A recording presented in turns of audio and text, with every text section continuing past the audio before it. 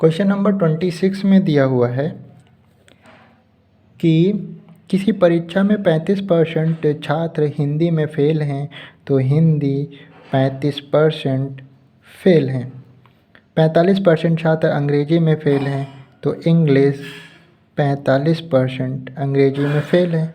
20% छात्र दोनों में फ़ेल हैं, यानी कि सी 20% दोनों में फ़ेल हैं। तो छात्रों का प्रतिशत ज्ञात कीजिए तो दोनों भी विषय में पास हैं। तो यानी कि आपको क्या करना है, पासिंग परसेंटेज लगा देना है। और आपको मैंने बताया है 100 minus A plus B minus C percent. तो देखिए 100 माइनस ए प्लस बी यानी कि 35 प्लस 45 और माइनस का 20%।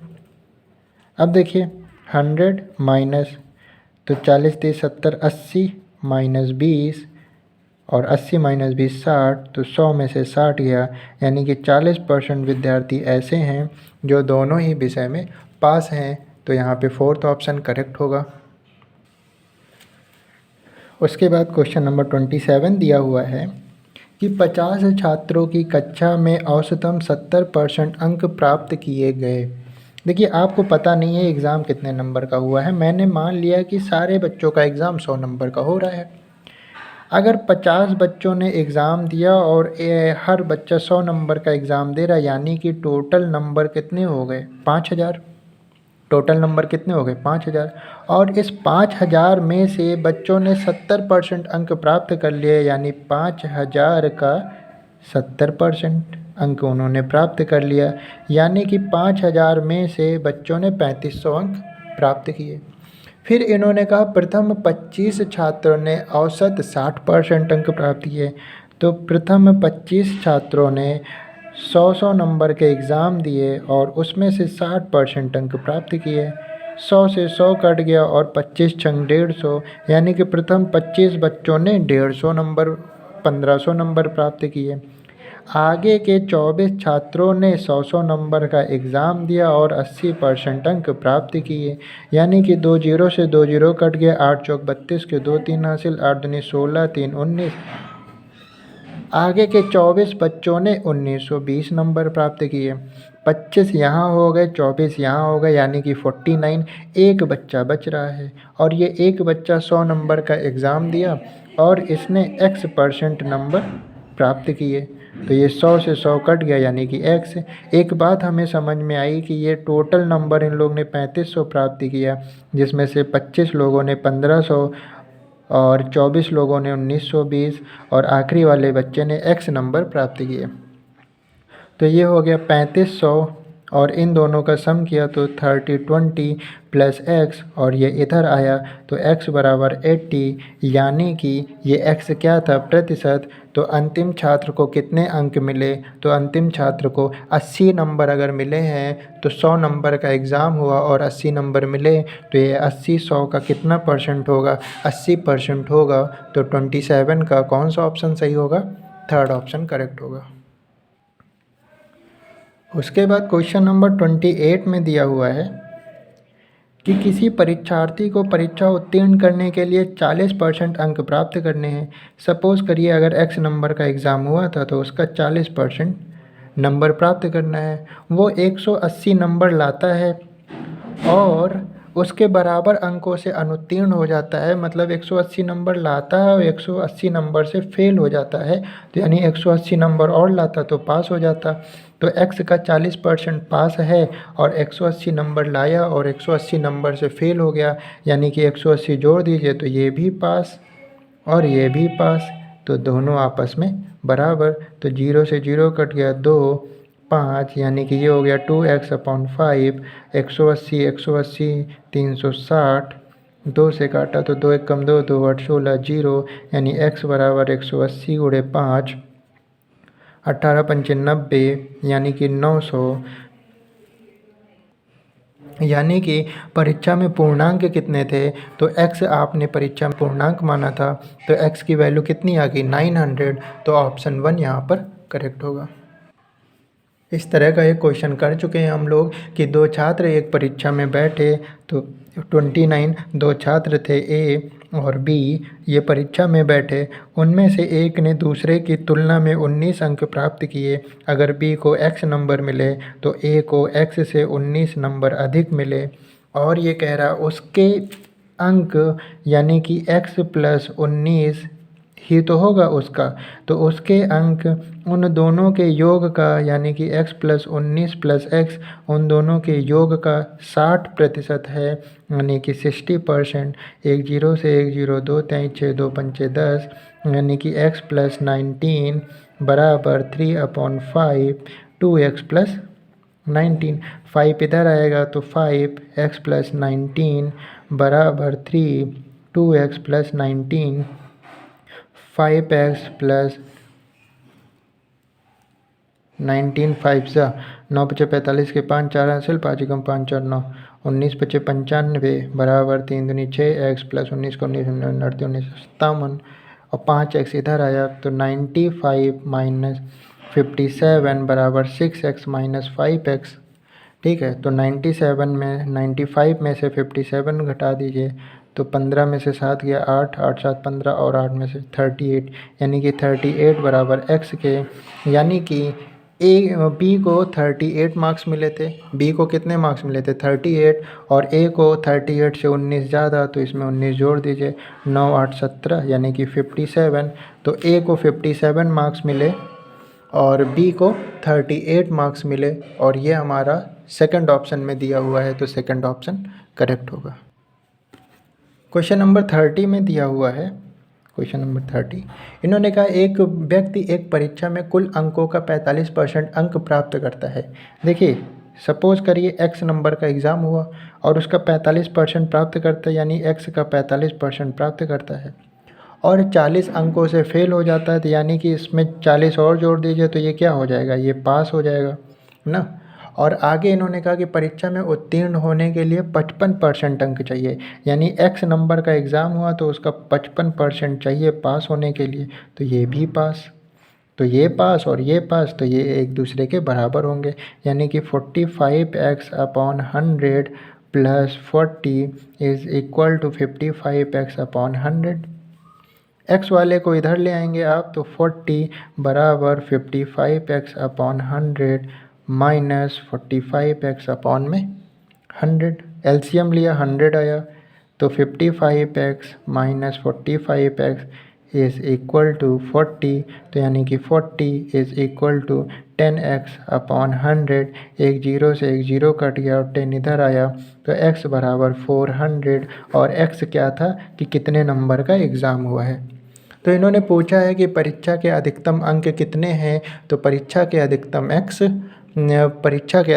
अधिकतम अंक 400 हैं, तो थर्ड ऑप्शन यहाँ पर करेक्ट होगा। क्वेश्चन नंबर 31, क्वेश्चन नंबर 31 में इन्होंने कहा कि ए, बी तथा सी तीन छात्र थे। ए, बी और सी तीन छात्र थे। ए को बी से 18% अधिक अंक मिले, यानी कि ए बराबर 118% ऑफ बी, यानी कि ए अपॉन बी बराबर 118/100।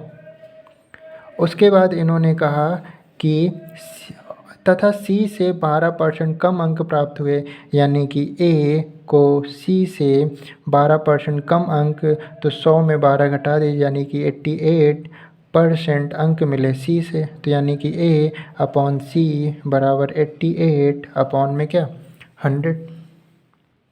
अब देखिए ए इसमें भी है और ए इसमें भी है, तो लेकिन ए दोनों जगह अलग है, तो दोनों जगह अलग है तो इसको बराबर कर लेते हैं। कैसे, 118 और 88 का एलसीएम लीजिए, 2 बार में ले गए तो 5 9 4 4 हो गया। अब तो नहीं ले जा सकते तो 44 बार में ले गए और 59 बार में ले गए। ठीक है, अब देखिए यहाँ पे 118 है तो 49 2 ज़ा 118, यानी कि यहाँ पे 44 से मल्टीप्लाई कर लीजिए, और यहाँ पे 88 है तो 44 2 ज़ा 88, यानी कि यहाँ पर 59 से मल्टीप्लाई कर लीजिए। तो ए की वैल्यू क्या है, 118 इंटू 44 और b की वैल्यू क्या है 100 इंटू 44 और c की वैल्यू क्या है 100 इंटू 59।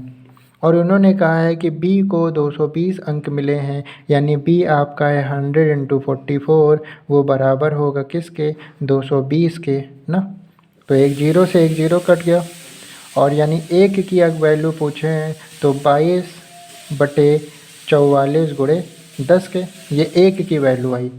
और इन्होंने कहा है कि c को कितने अंक प्राप्त करने होंगे, तो c है क्या 100 इंटू 59। तो अगर एक की वैल्यू ये है तो 100 इंटू 59 की वैल्यू होगी 100 इंटू 59 इंटू 22 अपॉन 44 इंटू 10। ठीक है। अब देखिए 11 दूना 22 और 11 चौक 44। ठीक है। 4 एकम 4, ये हो गया 25, 5 दूनी 10 और ये हो गया 5 25। 2 से 2 कट गया, यानी कि 59 इंटू 5 आया। तो 9 पचे 45 के 5, 4 हासिल 5 25, 4 29, यानी कि 295। तो 31 में कौन सा ऑप्शन सही होगा कि सी को कितने अंक प्राप्त करने होंगे, तो सी को 295 अंक प्राप्त करने होंगे। कैलकुलेशन थोड़ा सा टफ हो गई थी, अदरवाइज़ क्वेश्चन में कुछ भी नहीं था।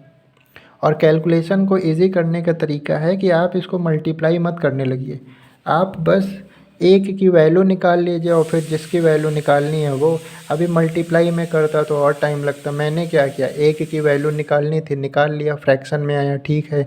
इसकी वैल्यू निकालनी थी सी की, और सी मेरा था 100 इंटू 59, तो उसकी वैल्यू निकाल ली। तो कैलकुलेशन इस तरह से इजी कर सकते हैं। 32 में दिया हुआ है एक परीक्षा में 65% विद्यार्थी इतिहास में उत्तीर्ण हुए। इतिहास यानी कि हिस्ट्री, और हिस्ट्री में 65% पास हुए। उसके बाद 55% हिंदी में उत्तीर्ण हुए, यानी कि हिंदी, और 55% पास हुए। और उसके बाद 5% दोनों में फेल हुए, तो सी, और 5% और दोनों में फेल हुए। फिर इन्होंने कहा दोनों विषय में उत्तीर्ण होने वाले विद्यार्थियों का प्रतिशत, यानी कि पासिंग परसेंटेज। और पासिंग परसेंटेज का formula 100 minus A plus B minus का सी, जिसमें से 100 माइनस पासिंग परसेंटेज पता करना है तो फेल, सारा डेटा फेल का पता होना चाहिए। तो अगर 65% पास हैं, यानी कि 35% फेल रहे होंगे फिर, तो यहाँ पे ए की वैल्यू क्या होगी 35। 55% पास हैं, यानी कि 45% फेल रहे होंगे, तो यहाँ पे बी की वैल्यू 45, और माइनस ये तो फेल का ही डेटा दिया हुआ है, तो ये हो गया 100 माइनस। अब देखिए 45 में से 5 गया तो 40, और 40 30 70 75, और 100 माइनस 75 तो 25, यानी कि पासिंग परसेंटेज कितना है 25। तो दोनों विषय में उत्तीर्ण होने वाले विद्यार्थियों का 35%, 25%, ऑप्शन नंबर 3 करेक्ट हो जाएगा। क्वेश्चन नंबर 33 में इन्होंने दिया हुआ है कि एक छात्र को उत्तीर्ण होने के लिए 40% अंक प्राप्त करने होते हैं। सपोज़ करिए एग्ज़ाम अगर x नंबर का हुआ था तो उसको उसका 40% नंबर लाना था, तो ये पास हो जाता ना। अगर x का 40% लाता तो पास हो जाता। वो 67 अंक लाया और 13 अंकों से असफल हो गया, यानी कि 13 नंबर और लाता तो यहाँ पे भी पास हो जाता। ये भी पास, ये भी पास, तो यानी कि दोनों बराबर होंगे। 0 से 0 कट गया 2, 5, यानी कि 2x/5 बराबर 60, 70 और 80, ये हो जाएगा 80, ये हो गया 40। तो x बराबर 40 गुणे 5, 5 चौक 20, यानी कि 200। तो x की वैल्यू आई 200। तो x ही तो था कि कितने नंबर का एग्ज़ाम हुआ है, तो अधिकतम अंक क्या है, तो अधिकतम अंक 200 है, यानी कि 200 नंबर का एग्ज़ाम हुआ है। बात करते हैं 34 की। इन्होंने कहा कि उत्तीर्ण होने हेतु आवश्यक अंक 40% है, यानी कि अगर x नंबर का एग्ज़ाम हुआ है तो पास होने के लिए 40% अंक आपको लाने हैं, तो आप पास हो जाएंगे। और इन्होंने कहा किसी छात्र को 250 नंबर मिले हैं, तो 250 नंबर मिले हैं, लेकिन वो 38 नंबर से फेल हो गया, तो 38 नंबर और ले आता तो ये पास हो जाता। ये भी पास, ये भी पास, तो आपस में क्या होंगे, बराबर होंगे। फिर इसको काटा तो ये 2 हो गया, ये 5 हो गया, यानी कि 2x/5 इज़ इक्वल टू, ये ऐड करेंगे तो ये हो जाएगा 288। ठीक है। 8 में से 0 8 और 5 3 8 288, 2 से काट दिया तो 144, यानी कि x बराबर 144 इंटू 5, 5 चौक 20 के 0 2 हासिल 5 चौक 20 2 22 के 2 2 हासिल 5 एकम 5 2 7, यानी x बराबर 720। और x क्या था, कितने नंबर का एग्ज़ाम हुआ है, तो इन्होंने पूछा है अधिकतम अंक क्या है, तो अधिकतम अंक क्या है 720, यानी ये एग्ज़ाम कितने नंबर का हुआ है 720 का, तो ऑप्शन नंबर 1 करेक्ट होगा। नेक्स्ट क्वेश्चन दिया हुआ है, इन्होंने कहा किसी चीनी के मूल्य में 20% की वृद्धि हो गई तो चीनी की खपत कितने प्रतिशत कम की जाए ताकि उस पर होने वाला खर्चा पहले जितना ही रहे। देखिए, इस तरह के सवाल करने के लिए 2 कॉलम बना लीजिए, रुपए, केजी और व्यय। पहले चीनी 100 रुपये किलो थी और 100 किलो आप खपत करते थे, यानी कि खर्चा कितना कर देते थे 10,000। इन्होंने कहा कि चीनी के मूल्य में 20% की वृद्धि हुई तो 100 रुपये में मिलने वाली चीनी अब 120 रुपये की मिली। और इन्होंने कहा कि खपत को कम किया जाए जिससे कि व्यय उतना ही रहे, यानी कि खर्चा पहले जितना ही रहे, यानी कि खर्चा ये 10,000 ही करेंगे। तो व्यय में कितने परसेंट की कमी की गई, तो आपको पता होगा कि प्राइस इनटू क्वांटिटी बराबर क्या, व्यय। तो 120 रुपये की चीनी सपोज करिए x किलो बराबर किसके 10,000 के होगा, तो x बराबर 10,000 बटे क्या 120, 0 से 0 कट गया, 4 3 12 और 4 2500, यानी x बराबर 250 बटे 3, यानी कि अब उनको चीनी की खपत कितनी करनी पड़ेगी 250 बटे 3 के। ठीक है, पहले 100 किलो खपत करते थे, अब 250 बटे 3। इससे क्या होगा कि व्यय में कोई फ़र्क नहीं पड़ेगा, व्यय 10,000 का ही होगा। इन्होंने कहा कि कितने प्रतिशत कम करना पड़ेगा, तो कमी परसेंटेज का हमने फॉर्मूला बनाया था, कमी परसेंटेज बराबर कम बटे ओरिजिनल वैल्यू इंटू 100। तो कमी कितनी हुई, पहले 100 किलो यूज़ करते थे, अब 250 बटे 3 किलो यूज़ कर रहे हैं, तो माइनस एलसीएम लेंगे 3, तो यहाँ से 3 मल्टीप्लाई 300, 300 में से 250 गया, यानी कि 50 बटे 3। तो कमी कितनी कर रहे हैं 50 बटे 3।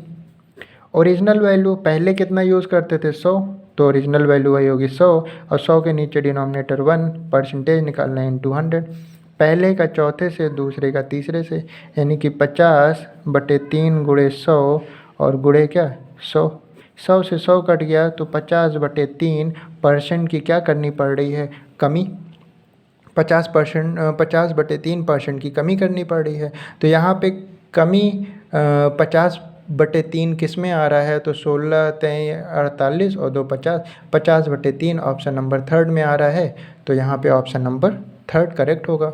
तो ये थे हमारे आज के 10 क्वेश्चन, आगे के वीडियो में 10 और क्वेश्चन करेंगे।